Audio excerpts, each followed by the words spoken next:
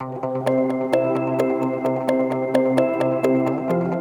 and welcome to our first in a series called Ready and Resilient, and we are communicating our plans for the summer.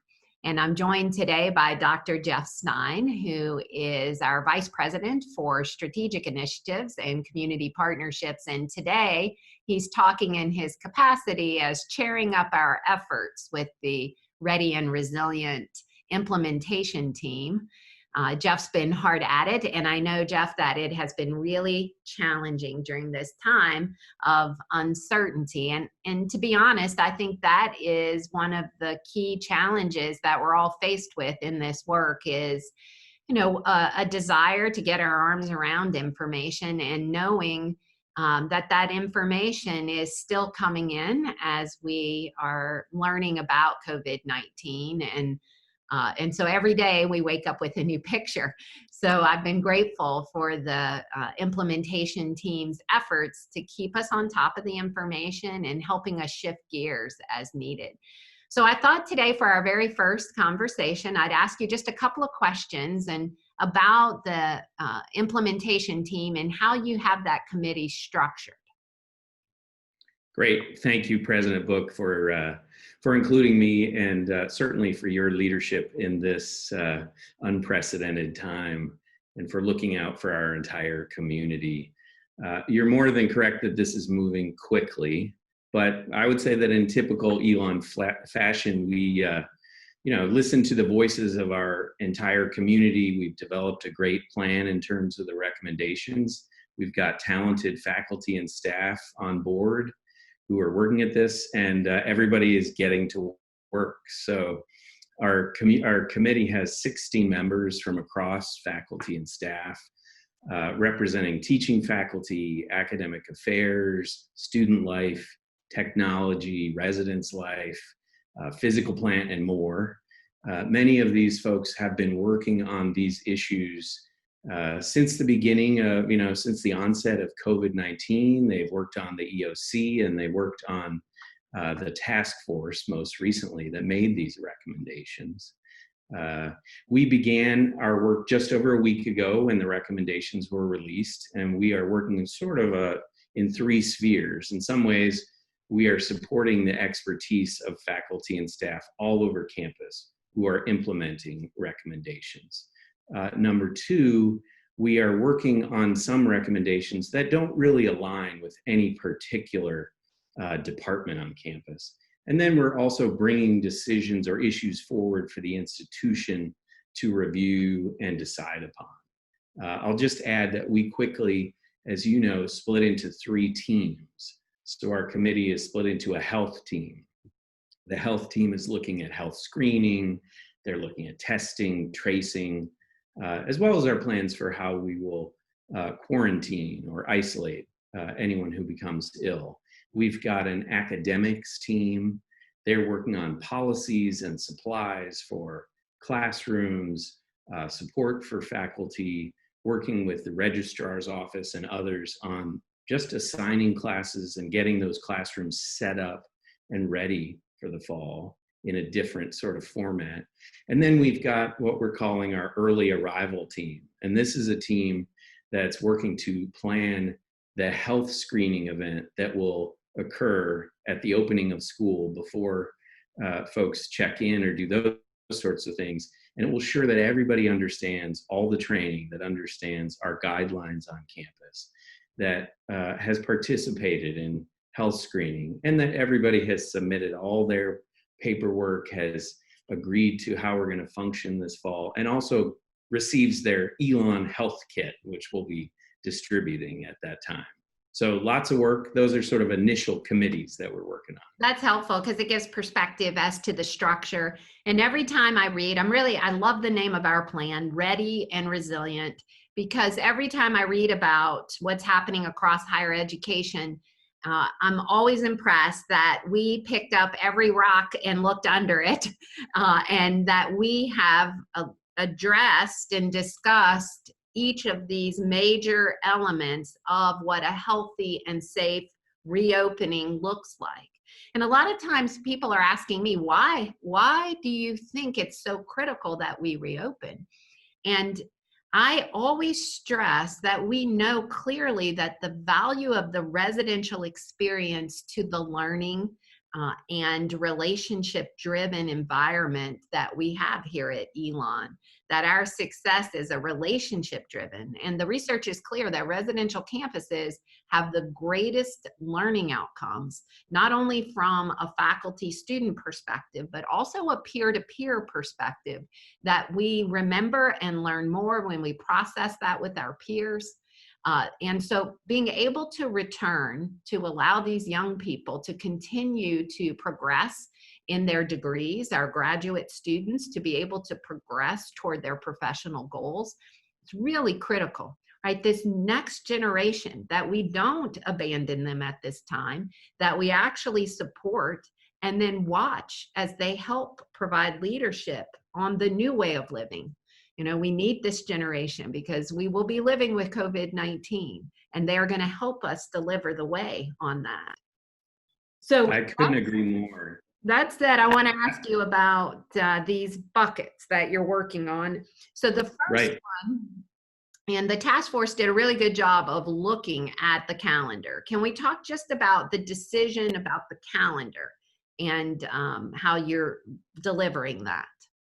Yeah, that's a great question. And I would just echo, I couldn't agree more your points about the need to help and support young people to continue to progress and to launch in their lives. And we know that this pandemic will be with us for quite some time, and we don't want to delay their lives or the lives of faculty and staff. And we really want to continue their progression. I think that's a key point.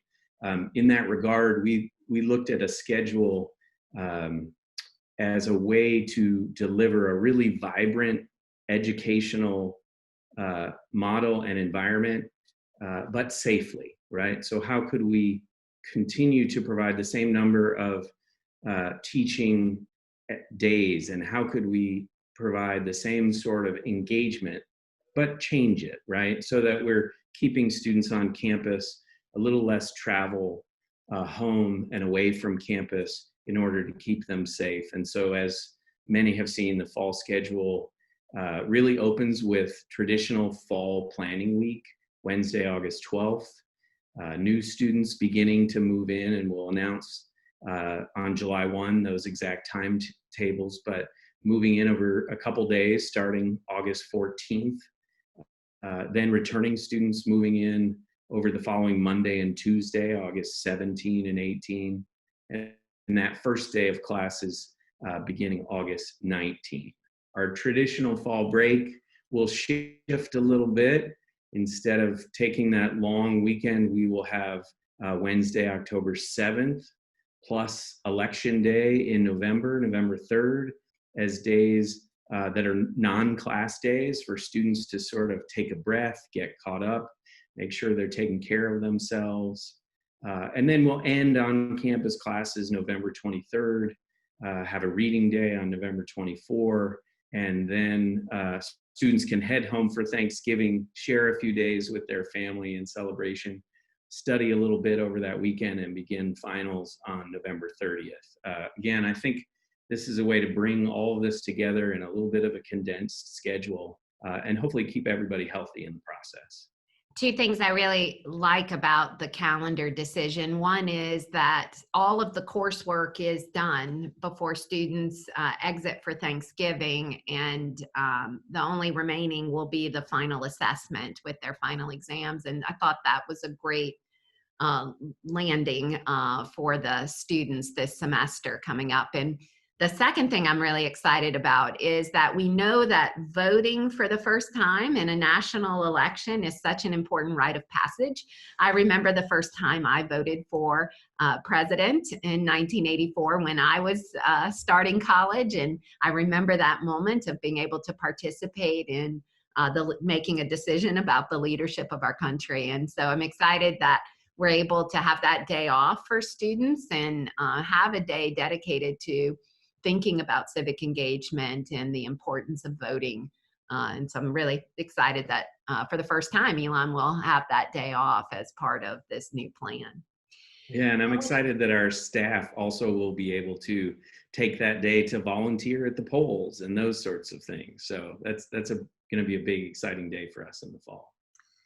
So I want to, once you get the calendar set, I think the next question people ask is, well, how are we going to return healthy and safe? You know, that immediately we start imagining life on campus, and how will that look from a health and safety perspective? And I know one of the elements that is on my mind is that no matter how well you plan, the plan only works if people actually abide by the health parameters that the task force and now the implementation team is putting in place. And one of the concerns I have heard across higher education is about asking this younger generation to change their behavior in order to help people stay healthy. You know, that when you think of images of college life, it is not, it's usually, great parties and a lot of community and football games and other ways in which we get together. One thing that always comes to mind about the time that we're in with this young generation being asked to be in the care, because we know their COVID-19 and mortality rates are very, very low, 0.01%. But what we're asking them is, it's really up to you to help keep others, the at-risk population, healthy, because their consequence of getting COVID-19 is much greater. And I have to say that I absolutely believe in this generation's care and capacity to care for the world and this next generation. We often talk about our graduates as, the graduates the world needs. And we absolutely need them in relation to COVID-19. So I'll need them to be committed to this work of keeping our community healthy and safe. And I absolutely believe they can.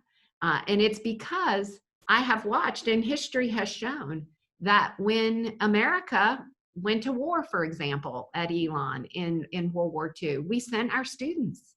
When World War I, same thing, we sent the students. It has been the responsibility of that generation, a younger generation, to care for our democracy, and in this case, our health. And we have relied on the youth to help us navigate terrible and uncertain times in our history, and we need them now and their leadership now. So I'm curious about, what are the health parameters that we're going to take this fall? Yeah, I think that's a great question, and I too have great faith in and optimism about our students in this generation. And I think part of what you're saying is that our lives are in each other's hands this fall more than ever. And therefore, we have to take care of ourselves, and we have to protect each other and this community. I think that is paramount in our thinking. So one of the first efforts that our committee has worked on is an Elon pledge, this ready and resilient commitment that we will all make to take care of ourselves, to protect the health of others, and to protect the health of our community. Because we believe that, as you said, we can't be here together unless we make this commitment. It's very closely tied to the Elon Honor Code, and we'll be invoking that and asking folks to really make a commitment to looking out for each other, to not just taking care of themselves, but to respecting this privilege of being able to come together and protecting it so that it can continue, because everything we do could impact each other. And I know this is happening for you. Every conversation I have with students, they know how serious this is. They understand that a lot is going to be required of them. They're nervous about coming back to campus, and they want to make sure that their friends and their faculty and staff are doing the same sort of protection. So that's one area that we're focusing on, is really clarifying what are the guidelines and what do we expect of each other. and signing off on that before we start anything this fall. Can you highlight just a few of the precautions we're taking? Sure. One thing I would talk about is in terms of classrooms. Our physical plant folks are building sanitation stations that are going to have sanitizer and wipes and things like that in every classroom. We have done a study of every single classroom and how to reduce density, ensuring 6 feet of physical distancing. And so classrooms will have a design that'll be up on the door that ensures we stick with that. And we will make sure that those rooms are set up to keep everybody safe. We've also pulled in other spaces that we don't normally use as classrooms, large campus venues that we could spread students across. Even if a class only has 30 students in it, we could spread them across that other space. And of course, we're looking at how do we create remote options for students who become ill. And I would say faculty are working all summer long. How do they make sure they're able to deliver their disciplines and this high level of teaching and engaged teaching and learning in this new environment? So those are a couple in terms of the academic side of things. And students and faculty will be required to be masked in class. That is correct. We will have a mask policy. We will have a mask and a thermometer and in a health kit for every student and faculty and staff member. We will require masks in classroom, and we're working through issues that there are some students that will be difficult for. There are some disciplines where you really need to see someone's face, and we're looking into having face shields for faculty. So we will certainly see masks worn all over campus and certainly in the classrooms as well. One of the other things I like that came out of the task force is the daily screening and the practice of taking our temperature. And I know many of us are experiencing those protocols in place at area businesses and restaurants, and how important it is to be aware of our health and to take that daily health screen. And if we are exhibiting any fever or symptoms, to not come, to not put others at risk, and that the culture of Elon and our support is with that decision to stay at home and not to venture out. And so I really am appreciative of the emphasis on creating remote access to our classes and being able to work remotely when our screenings suggest that it's not a good idea to come to work.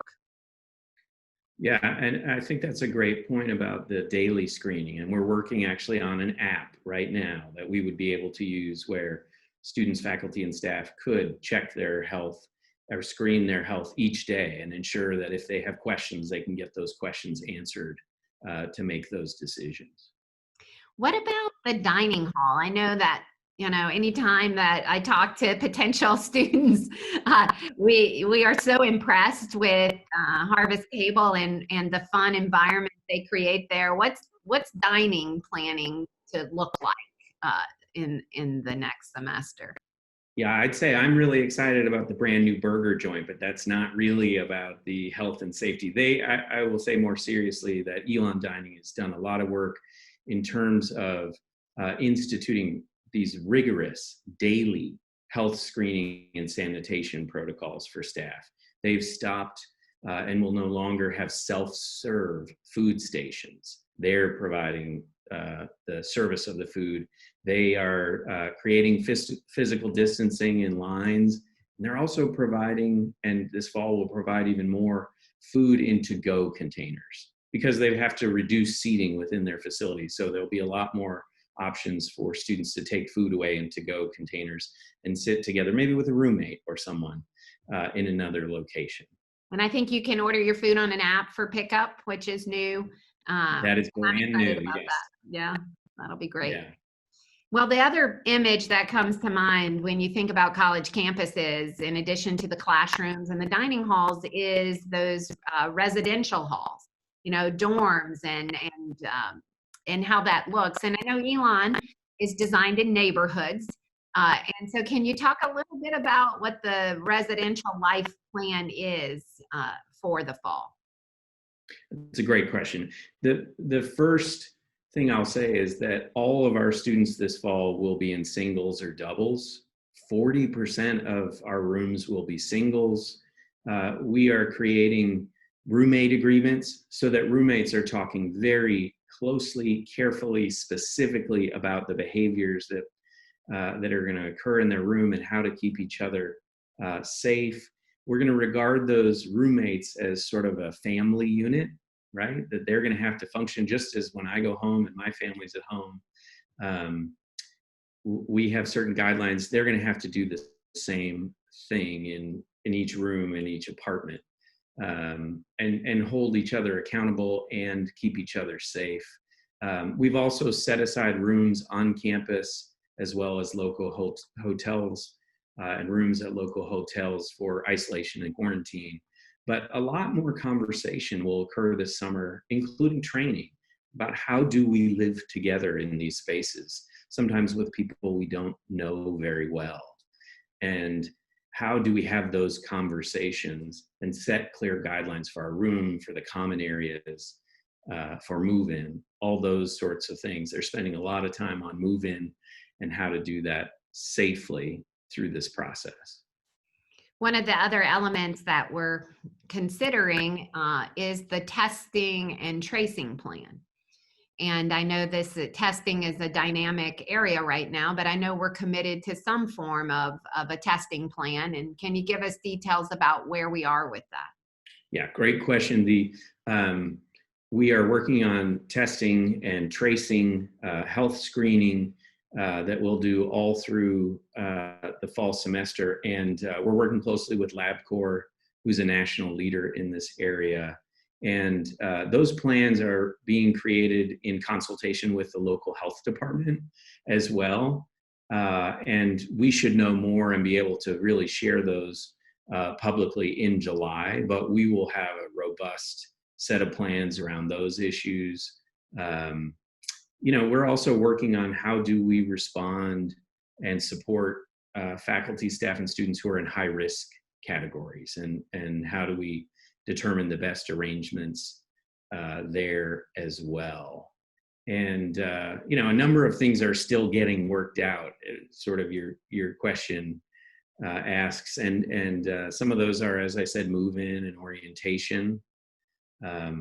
Faculty and staff all over campus are spending the summer looking at our traditional events and redesigning those, and how do we create some of our events in smaller capacity, physically distanced, but still create that vibrancy that we are addicted to on campus, that we feel is important for students. And as we're doing this, I would just say there are lots of issues. I know you're hearing these every day, lots of good questions we're getting, or things that we hadn't considered, and we're working to solve those. The only other thing I would say, President Book, is that my wife teaches at Elon. I have kids in college, and I think every one of us, as we approach this process, are thinking about our own families, right? And we're thinking about how do we keep them safe, and would we be comfortable? Am I comfortable sending my kids off to college in these environments? And I think it involves a lot of individual and family planning, as well as the institution's work to ensure that all these issues are taken care of. So it's challenging, I would say, for all of us. But as I said earlier, I'm very confident that we can, with the support of this community, create a very safe and healthy fall. Yeah, that's really well said, Jeff. And it reminds me of how much comfort I get from listening to our medical director, Dr. Jeanette Archino, talk about the simple things we can do to stay healthy. So she, stressing wear that mask and to make sure we're washing our hands. As those precautions that are the simplest but the most effective way to keep ourselves healthy, and just that commitment, the very practical commitment that we have, and I think the truth is we have learned not to take our health for granted, and the health of those we love and care for and are surrounded by, including our colleagues, that we all need to do our part to keep each other healthy and our families healthy. So I know this is a tall order. So I am very grateful for your leadership and for, as you said, the hundreds of staff and faculty who are working around the clock, particularly over the next 6 weeks as we prepare for the return of students and get our campus and plans in order so that we can have that successful fall semester that I know everybody is imagining and working hard to achieve.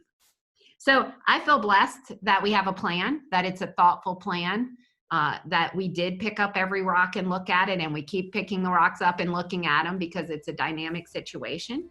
So I'm confident on Ready and Resilient that we have the right planning effort in place. So thank you for your leadership, and thank you all for joining us for our first segment of this Ready and Resilient communication. We'll be back several times over the summer as we continue to update you on the fall plans. Thank you.